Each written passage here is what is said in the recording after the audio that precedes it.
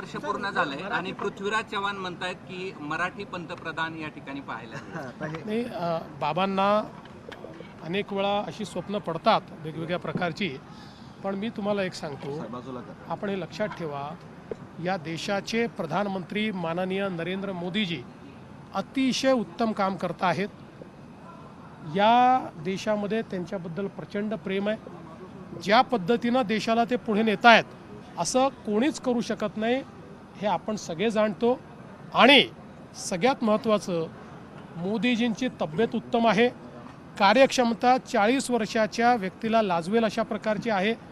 त्यामुळे 2029लाही मोदीजीच पंतप्रधान असतील, हे आपण लक्षात ठेवलं पाहिजे. एबीपी माझा, उघडा डोळे बघा नीट.